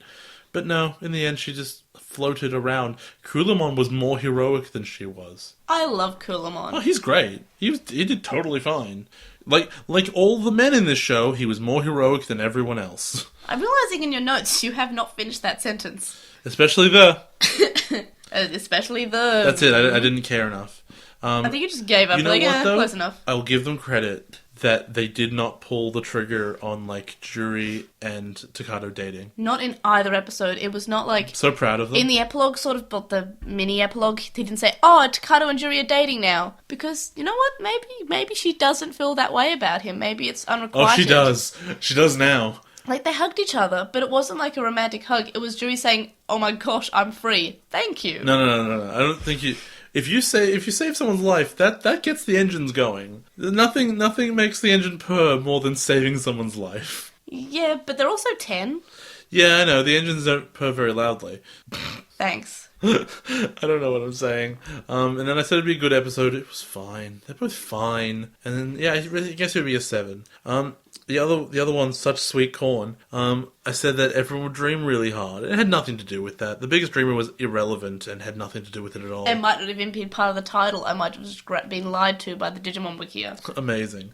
And I said that they basically just ride off into the sunset, and they didn't. But the epilogue was disappointing, and that sucked. It was bittersweet, though. It wasn't like super duper happy, everyone lives happy ever after, and I don't want that in an ending all the time. Its emotional content was strong. I think that it communicated what it wanted, but it just wasn't long enough. The epilogue of all our Digimon go away and, everything went back to normal and now I go find the portal, that was in the space of 3 minutes, wasn't it? Yeah. It was so short. Yeah, because they wanted to have time for their goodbyes. I think that this show is 51 episodes long. You can take out a filler episode to have a satisfying ending to your show. That's why you have filler, because you have too much... Because you fleshed out your story entirely and said, we have 10 more episodes to fill. Not, okay, let's get the filler out of the way. Crap, we've run out of space. Yeah. That's what it felt like at the end. The ending felt like, oh god, we only have 5 minutes left. What do we do? At least it was better than what you predicted. It was better than what you I predicted. A 4. I did predict a 4. That's a very low prediction. It's fine. That's it. I'm disappointed, and that's the answer. What was the major difference that you noticed between the Japanese and the English version? So, the one I mentioned in the first episode was that the Digimon's violence is directly attributed to humans giving it to them, rather than learning it from them naturally. And the one in the second episode, which, I just talked about them pulling the trigger on the Takado and Juri romance. Yeah. But then ramping it all the way up to, by the way, Ryo's crushing really hard on Ruki. Yeah. And maybe they're a thing. That was unnecessary. I do not ship this. Ruki either doesn't care about relationships or is just in love with Juri. Well, she can't be in love with Juri because she's with Takado now, you see. No, just have them as a polyamorous open relationship or something. I don't know. What? No. No, they're 10. Exactly, that's why I said no. My major difference that I noticed is in the last episode how when they're all saying goodbye, in the Japanese version it's very silent and they're all just sort of in shock. Whereas in the English version, they're all saying their goodbyes, and it hurts more emotionally with Rika crying out, "I love you," and Gajamon also crying, Kazumon also crying out to Gajamon that he loves him. But in the original, it's just silent instead of in the dub, it's being voiced, and it's more impactful, I guess, sort of in the dub because it's voiced, and we get to know their feelings and they're all saying goodbye. But I do actually like that in the original, how they're just so stunned that all of a sudden they're just ripped from each other, and it's in a quick turnaround of just 1 minute they're happy and the next minute they're saying goodbye and they didn't expect to. So your radical choice for the biggest difference between the episodes is that the English filled some silences. Yeah. Amazing, they've never done that before. Well, yeah, I know it's a thing that they've never done before, and it's quite a new thing. But I just thought I'd say something different. Yeah. Also, the music, always the music. The fact that they played the insert song "Primary Colours," which we last heard in the same park when there was a rainbow overhead. Gilmon had just evolved to Grandma for the first time, and they spent an entire episode trying to de-evolve him. Then that's when Primary Colours played. I don't remember They played the same song again when there was sort of like a rainbow and they were all flying off into the portal. It's kind of like a bookend. It was a really interesting song to play over, Jen's dad's face, crumpling into, oh god, what have I done? Yeah, but it's a cute thing when that was more or less the beginning of when the three of them were a team. And they just sort of stood there. Itmon was being a Itmon. And then this is a nice contrast to they're flying off and saying their goodbyes. It's the same song. It's just heartbreaking. Here's a question. If life goes back to normal, does that mean that, A, Takado goes back to playing just like the Digimon card game again? Yeah, but he's better at it now. And B, does that mean he's not friends with Jen and Ruki anymore? Oh, okay. No. Because that wasn't part of his normal life. I hope they're still friends. They were only friends because of Digimon. They're still friends. Yeah, why not? I hope they're still friends. I love them. They're my children. Was that a satisfying ending? I've said it like 7 times, no. What about compared to the other endings that we've seen, like in Adventure and Zero Two? Adventures was great. It was great. They had a whole episode about it. Very similar, they were still saying their goodbyes. Oh yeah, but they gave it the time it deserved. And every character got a moment where they got to express their character and how they were in their relationship with their Digimon. And what they didn't do great relationship work in Adventure, but the ending was amongst the best parts of it. And also, it wasn't a snap ending, it was like a snap goodbye. It was we have to say our goodbyes, we've got like 6 hours. And Zero Two's thing, while shorter, and not necessarily as good, was still radical. It was, okay, there's a huge thing, we'll explain what happened to everyone in the future, and then we will also tell you this is what happened to the world. And it told you a lot. It told you a lot of what happened. And it gave you enough. It gave you information. It meant that when the show ended, you could say, okay, that was an ending. With this show, I really don't feel like we've hit an ending. And it feels like more of when there's a planned season 2, and... Oh, it does. When they say, this is a cliffhanger for season 1, season 2's gonna come back in the spring for more Digimon action. And it's just... No, it just feels like they were like, season 2? And it was never there. I wonder how depressing it would be if it cut to black when he smiled and it said, Takato will return, like it says with James Bond. Yeah, with James Bond. And then it's been 10 years. Oh, your heart would break. And everyone's been screaming about... when Try was announced, people said, what about Tamers? I do think it will come back. You hope so? Or do you think so? Or... I hope so, and I think so. And then Kenta and Kazu won't show up. Like the 02 kids? And Ryo... They'll be like, who's Ryo? Who cares? And they'll show you the final battle again, and will be all the things I said that were better.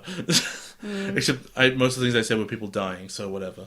That wasn't going to happen. I have a lot of faith in Try, so if they have the same people in Try, and if there was a Tamers, that sounds really bad. That's great, Digimon Tamers. Jeez, no. If there was a Digimon Tamers Mark II, I hope that it would be as good as Try. Boogaloo. Oh my god. Any more notes about the ending? No, I think we've discussed it. You've just discussed. I'm disgusted. Yeah. You're disgusting. You're disgusted. Oh, it's not that. It's not disgusting. It's just it's disappointing. That's the answer. I thought it was all right, but it could have been better. I just feel like I could have written it, and it would have been the high school end, like the high school epilogue walks past cries. It would have been so many emotions. I would have cried on the floor. It would have been great. For screenshot of the week, of course, I said it earlier, but I really liked Terriermon hugging Renamon. And I picked when Terriermon was floating out of the thing like, whoa, moment, I'm dizzy. Yeah. There was only one Digimon introduced this week, and it was Digimon Crimson Mode. So here's how this works. You told me to watch the English first, and I forgot. And I'm halfway through it, I'm like, whatever, I'll just watch the English and I probably won't even notice. And I asked you, why did you tell me to watch English first? And you go, because in the title card they show you Crimson Mode. And I said, oh, I didn't notice the difference. And yeah, it's a tiny armor upgrade. You barely notice it. They splashed more paint on him. And he got swings. So, moving on to LostinTranslationmon. Postmon Pat, which I'm still proud of the name. I'll never not be proud of the name. I think it's very clever. Thank you. No one was congratulating you but you. I was congratulating me, and sometimes... So we got a Gmail from SP, you see. They said their favourite things about Tamers was the adults get involved, which is great since the whole mess was the adults' fault. True, they also solve everything, and the kids are only a distraction mostly. The writer seemed undecided on Juri surviving or not, because the acid bubble covers her and looks like she's going to die. See, I disagree with that. I think they just did that because it's suspense. It's saying, oh, she's going to die. I don't feel like at any point the writers were like, should we kill her? No, we'll wait. I don't even know what acid bubble they're talking about. In the episode before last, where she's sort of drowning in that bubble, and it's sort of like the D-Reaper's coming up to her neck. I don't remember a bubble. I remember the tentacles. No, it was like this. It was filling up with liquid. Oh, wait. I don't remember there being liquid in that. No, there was liquid in it. Weird. And no, I do not for one second think that, the writers were jumping between her survival, because I feel like the writers would have, backspaced on that if they changed their mind at all. I just feel like that was purely to give us suspense. Yeah, although at the same time, if the animation is already done, then they can't, the expense of redoing animation isn't worth it. They'll just say we'll change it in the next episode. Also I'm pretty sure they wrote all the scripts before they finished, the episode, like these 4 episodes, I'm pretty sure they would have all written the scripts for by the time it was animated. I mean, I don't know what their process is, but that's not necessarily the case. I know, but I just feel like they would have had it more planned than just flip Oh, it between. would have been planned. Oh, should we kill her? Nah, should we not kill her? It's just for suspense. But I know from wrestling that things can change really, Yeah, but really this is late. anime. This is anime. No, it's wrestling. And they're curious about my thoughts. We had a whole episode about it. Just have to listen to it. We got one from Ryuichi, who is Frost Magic. Yep. And they say that Yamaki has taken off his glasses before when the kids went to the digital world. I don't remember. I remember that, and it was amazing, and I think we had a great discussion on how much we love Yamaki. And that I love Yamaki. They hate that the kids were broadcast. The original was better, though, since it was torture for the parents. Oh, yeah, absolutely. But that's the thing. It's just they changed the line to be more nonsensical than the original. Don't know why. They say there's a fan theory that Juri's father is abusive, but it's pretty clear when he faces the D-Reaper that he actually cares about her. So he's neglectful and not purposefully abusive. I think the show it puts it straightforward that he totally cares about her, and in her mind, he's not the greatest, because that's just how children see their parents. They see the negative parts, and they don't see all the stuff that happens in the background to take care adults, of them. like teachers as well. They'll be like, "Oh, that teacher's so mean to me. Why they're so mean?" It's because they're trying to keep you under control. So it's always kids will always have a different interpretation of what's going on, with the adults being harsh on them, and they will always think this person's being harsh on me, they hate me, instead of this person's being harsh on me, they actually like me. I think I mentioned last episode how it's a bit like how Sora thought that her mum hated her when really she cared about her. And they say that Leomon showing up was just Juri's projection from her mind. Just the stance and attack reminded her of Leomon. I never thought it was like a ghost or anything. I maintain it was a ghost. This show has a history of ghosts. Nah. This one needed a ghost. Leomon answered her. Nah. And they say they love Cicadas speaking as Dukemon. I think Dukemon's its own personality as well. Dukemon, will never lose. I feel like Cicadas does get into it. I think he just wants to be a superhero. He's the type. They say that Renamon is male in the German dub, and they wonder how that scene at the table went in the German dub. I would really like to find this out, and I'm pretty sure we do actually have a few German listeners. Actually, I believe the next person we're about to read a letter from is actually German. So I would really like to know if any of our German listeners would like to tell us how that scene went. So Marius, that's on you. Marius. I would say that's how you say it. I mean, my pronunciation is not perfecto. I mean, I know that my South African friend's dad was called Marius, so I'm pretty sure that would have a similar, since Afrikaans is kind of similar to German. I wouldn't know. And Dutch, and that might have the same pronunciation. So I'm going to say it's Marius, maybe. I'm sorry if it's wrong. I'm sorry. So they watched Tamers again before LostinTranslationmon started on the show. Okay, so not before we started. And when the children arrived in the digital world, it was exciting to think what I would say about them walking through the desert again. And boy, was I not excited for them to walk through the desert again. Wizardmon has nothing on Alice and Dobermon. They're the worst plot devices ever, of all time. Which sounds like a Rooster Teeth reference. Is it? Well, Agent Washington always says that was the worst X of all time in that way, and I hope that's a Red versus Blue reference, because I really like Red versus Blue. Could be. I need to get back up to date, man. Me too. The Tribe PV for Chapter 4, just with regards to it, what do we think about the Digimon being able to evolve to Ultimate rather quickly after the reboot? I sure hope it's explained, because otherwise it just sounds like they're just jumping the shark and saying, look, reboot, oh no, never mind, it all comes back, or, oh, never mind, we just told them and it happened. I hope that there maybe is a time skip or something, and maybe because time moves faster in the real world than it does in the digital world. No, they synced up though. It rebooted. No, the reboot was synced up reboot. It's different. I feel like, I hope they explain that. I hope they actually give it time, and it's actually several months, and then they get to Ultimate again. Otherwise, I feel like it'd ruin it unless there's a good explanation. It's not good. If they don't give it a good explanation on why all of a sudden we get Wargreymon, Metal Garurumon, Serafimon, and Ho'omon, which are the confirmed ultimates that we will see, then I just don't want to... If they just say, oh, Memory's back, this world. I just will lose so much respect for Tribe. They do not explain this as well as they should. And Marius suggests that maybe their memories were wiped, but their abilities weren't. And I don't know, a lot of it had to do with the connection between the two of them. Yeah. Like, that's how they sort of broke the ultimate thing after losing their crests, even though they never talk about having lost their crests. But they don't have them anymore. The crests are back, but I like Tri enough that I'm willing to turn a blind eye to that. And we got one from Chakmon, who says that they haven't been enjoying the last 10 They haven't been enjoying the last 10 episodes of Tamers, presumably. Yeah. The D reboot Not our show, we're great. isn't interesting, and every episode feels drawn out and repetitive. And you know what? I agree. Yeah, I agree. It's just a horde fight. It's a horde fight with his... The thing is, the D Reaper itself has no personality because it's a robot. And I think you could... And the thing that has the most personality is the core thing that dies at the... You know, when Dukemon kills it. The jury. But there's not much to it, right? still. They said the pacing of the episode switches... pace of the episode that switches, like, to 1 week later was strange. The story about Juri and her issues, they just aren't excited about Juri and Leomon because Juri forced him to be a partner. It is weird, like... No, Chakamon's saying the story is about Juri and her issues. Like, he's agreeing with you when you said that the story of Tamers is about Juri and her problems. Which it is. And boy, it is. Until the end, and then it's not anymore. It's the story of the hero Decado. Saving her from her issues. Great.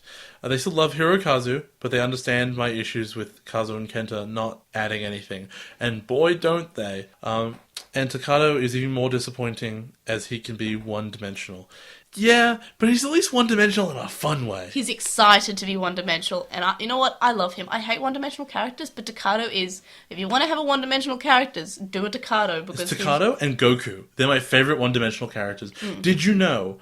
Goku has multiple children, right? Yeah. It is revealed in Dragon Ball Super he has never kissed Chi-Chi. He doesn't know what kissing I is. saw that. No. Yeah. No, I have heard that. He's the fan precious. theories that spring up from that, how did he have 2 children, are very interesting. No, I just love, and I think Takado will be like the same. He'll be like, oh, what kissing? What? We've only ever held hands, and even then I was very shy. We very intimately played a Digimon card game. I brushed past her hand, it was beautiful. They said they're very excited for Frontier, because it's their favourite season, and that is the next one we're doing. Yep. And as far as Applymon goes, we are right about Ray. It's a tired premise. Hackmon's cool, they have a good voice, and they love Astra and Musimon, which you shouldn't. Terrible. So I'm warming to Astra and Musimon because of the manga. Because his backstory, and this is only because my Japanese is pretty limited, but I was reading it, so it just took a bit longer, but I'm pretty sure this is the gist of it, is that he was bullied because he's like the head of that, like going to be the head of the house, and he's bullied because he's so well off and he has a nice house, and they're all making fun of him. Haha, you have a nice house. You have money. That's funny. And then and Musimon comes up to him and he's like, what's up? You're sad. You should be like, you should go with what your heart says. I hate Musimon. And he says, but I don't want to do it. I can't do anything. And then the Apply Drive says, noreru? Norenai? Instead of like about the, how in the anime it says about the heart? So instead of this, it says, will you, won't you? And it's because he's questioning whether or not he wants to become... Is the button, instead of yes or no, it says, like, Cho noreru? No, it should. No, it just says yes or no. But I just feel like that's a lot better than what... Oh, I think that is better. I don't know why. The rhythm of your heart thing sucks. Yeah. That's the answer. But this was like a thing, because he wasn't really sure of whether or not he wants to become the head of the house, and he's laughed at school about it, and he's a bit sad about it, and then he's like, this is a challenge yourself. No one has Will you, won't you? No one in school has ever in the history of mankind been made fun of for being too rich. I'm pretty sure no one's ever been... I don't think people get messed up over that, because the rich people have sway in the school, and the school supports them. Yeah, but kids are still cruel, all right? Yeah. So on With the Will, we have a few. We have one from Azrael, who says that they love the ending of Tamers. We disagree. And it's not terrible. I like the Diginome part, because they grant wishes, and I like how they keep on making reference to that. It's a sweet thing. And they ask if we're going to cover any of the CD dramas. Well, maybe Christmas is coming up. Oh, no. Is that... Oh my god, you're dropping hints. My eyes are so peeled. Your eyes are super peeled.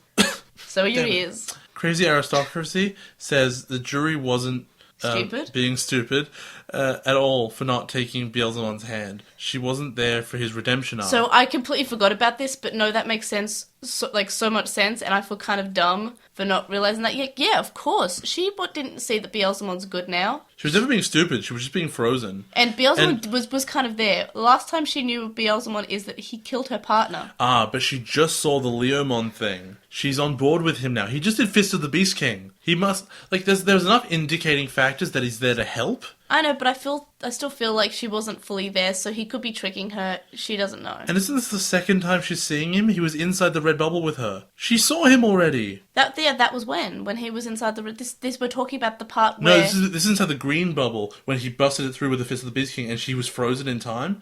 Oh, Before yeah, she was when he depressed, pops and it she and looked up yeah. and she was like, Beelzemon. She did get bits and pieces. yeah, and then he was forced out. And further, oh no, that was the end of that one. Osaka says Juri seemed to also feel Leomon's presence. Maybe something spiritual was going on there. Yeah, like a ghost. No, it's not a ghost. Spiritual, like Not a ghost. On Tumblr, we are from Torterracotta. That sounds like an evolution of a Pokemon. Well, Torterra is a Pokemon. Yeah, so Torterracotta is that, but made of pottery. Or cheese. Wondering, fair enough. Ricotta's cheese. Oh, that's really clever. Nice. They wonder how we felt about the evolution without crests. They always felt that Tamers allowed for more character growth without limiting the characters to one concept. I don't think that the crests do either. I think it just shows you what their greatest, positive part is. Which, except for, light and hope, because those don't mean anything necessarily. But I think, I don't know, it's a bit, I don't think Biomerge is that interesting, to be honest. I feel like the crest allowed for more, dramatic evolutions. Was like, oh, I see now! I was there, I was in love the whole time, or something, and then boom, glows. I feel like it's more dramatic with the crests, but at the same time, it's nice that they're not restricted to just having the one trait. However, I really do like the crests aspect. I do too. But it might just be a nostalgia thing. But I guess not for you, though. So they ask, what crests would each of the Tamers have? And I don't know the answer. I do. I think that Well, Takada would have friendship. No, I feel like Takada would have, Or love. love or courage or something. He wouldn't have courage. No. I think Ruki she might have, maybe purity? Ruki would have reliability, and when she found out about it, she would not believe it. Yeah. She's like, what are you talking about? I'm a lone wolf. I'm the Digimon queen. And then at the end of the thing, she's the most reliable. It's it's a character arc. Now, Jen would have knowledge because his evolution to perfect was just like Tentomon's evolution to perfect, which is basically I know a thing now. Digivolve. Congratulations. And then in Jen's case, he says, I have a blue card. Card / Digivolve. That was the worst. Kenta and Kazu's crests would be dead. Yeah. They would disappear. Jury's crest would be courage because lions. Yes, that should be good. Yeah, that's accurate. Ryo's would be, I don't know, being a Ryo's tosser. would be light. Oh yeah, because he gets the nothing one. What about Alice? Kindness. Kill me. Miracles. Miracles. Miracles. Yeah, that's the crest. This should be a crest of miracles. We got an Anonymon who says that Leomon has a death count of 7, and there are other Digimon who tend to die a lot in other seasons too. See, I was trying to think of what other Digimon. I think it might be Vamdemon because he dies twice in Adventure, then again in 02. Yes, he does. He does die a lot. Yeah. Another Anonymon says it wasn't Leomon's ghost. As he does. Hey, everyone's arguing with me. Yeah, I'm arguing with but you. it wasn't his ghost because he didn't deliver any prophecies. You see. Yeah. The series was just making it more dramatic. No. Ghosts don't need to deliver prophecies. They just mostly do. Yeah. Likewise, in this episode, Juri's Digivice is the only connection she has left with Leomon, and she imagines him being there to give her courage. Crest of courage. No, but it had a digital effect around it. It was being projected. Nah. And as with regards to Try Chapter 4, the trailer was all over the place and didn't focus on things in the poster. They better give a clue about the 02 kids this time. It is getting late in the series. We do know that 02 kids are lost in the digital world, and that's about all we know. Or that's all we can gather. And we know they're in the digital world, but also got reset. But also, who cares? They probably died, right? Oh, they probably died and then got reset, and now they're alive again. But they're also babies. Oh, it's just like Hurricane Touchdown again. No, what if they got reset into children? And finally on Reddit, we got one from Dak and Jackster, who says they always thought Beelzemon was giving off the impression of Leomon. Thank you for the correction. I don't know. I think it's a ghost. It's not a ghost. Their opinions on Ruki transferring her power to Ryo. Terrible. We've been over this. It's not the best. There's so many other ways it could have been done. And if it had to be a transfer from her to him, he should have sacrificed himself and died. Yeah, he should have died because Ruki does say, what do you think will happen to your body? He should have just exploded or just, disintegrated or something. And I feel like I would have been fine with that. But just to make Ruki useless as well as Jury, and just have like guess what? The girls are useless in this one. At least she should have said, no, you give your power to me. And he says, no, I can't. Millenniumon's in here. It will, it'll transfer to you. Or just Millenniumon shows up. Like, he gets Wouldn't all the power, that have been awesome? Like, digivolves to Millenniumon and then just stabs something. I don't know. This is stupid.